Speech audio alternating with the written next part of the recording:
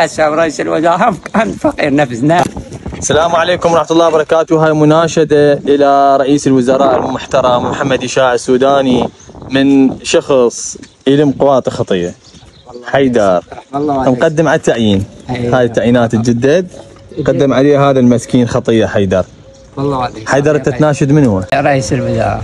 شو تقول له؟ والله الله هم يساعده ويساعدنا اللي يساعد. انت شو تريد من عنده؟ تعيين ان شاء الله. تريد تعيين؟ رئيس. تعبت؟ اخوه. الله يحفظك. تعبت من لم القواطي؟ نقول الحمد لله اخوي على كل حال. الحمد لله. الحمد لله على كل حال. ان شاء الله رئيس الوزراء المحترم محمد إشاع السوداني يشوف هذا الفيديو وما يقصر وياك، وان شاء الله بعد ما تلم بهاي النفايات القواطي ان شاء الله تتعين. والله عليك. الله يخليك، وامانه ايش تحتاج احنا موجودين.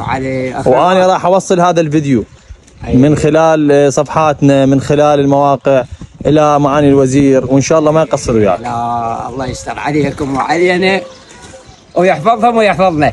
الله يبارك. وعلى والسلامه. الله يخليك حيدر. والله عليك. انا حاضر. خلينا نشوف انت شنو القواطع هاي اللي لامها. اي قواطع خطيه خطيه. تكفيك هاي القواطع من تلمها بس ساعه تطلع الصبح بالسبعه بثمانية مرات اروح هم صاحبه خطيه انظف ويانا الداف.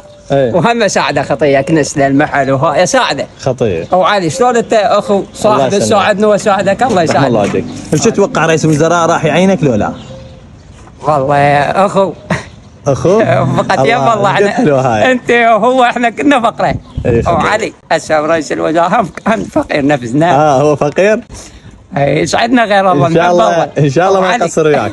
ان شاء الله ما يقصر وياك رئيس الوزراء المحترم محمد إشاع السوداني. وكل الناس اللي شاهدنا يا ريت توصل هذا الفيديو لوجه الله تعالى. ان شاء الله الكل يشاركه حتى بلكي عسى ولعل انه هذا الشخص حيدر يتعين. طبعا هو عنده رقم تليفون بس ما يعرف يستعمل التليفون. راح اخلي رقم تليفوني اللي يتواصل وياي على راسي. صدقان كون ربي ما تفارق صاحبه صديقي. لا ان شاء الله يطلع اسمنا سوي دعوة. يعني انا يطلع انا اذا طلع اسمك انا موافق ما اريد اسمي. لا احبك. الله يسلمك حبيبي. هو طبعا خطيه يوميه يجيني الصبح. خطيه صاحبي. الله يسلمك حيدر، حياك الله. رحمة الله عليك. ايش تتوقع رئيس الوزراء راح يعينك لو لا؟ والله يا اخو فقط يا والله احنا انت وهو احنا كنا فقره. وعلي هسه رئيس الوزراء هم فقير نفسنا. هو فقير؟ يسعدنا غير الله. ان شاء الله ما يقصر وياك.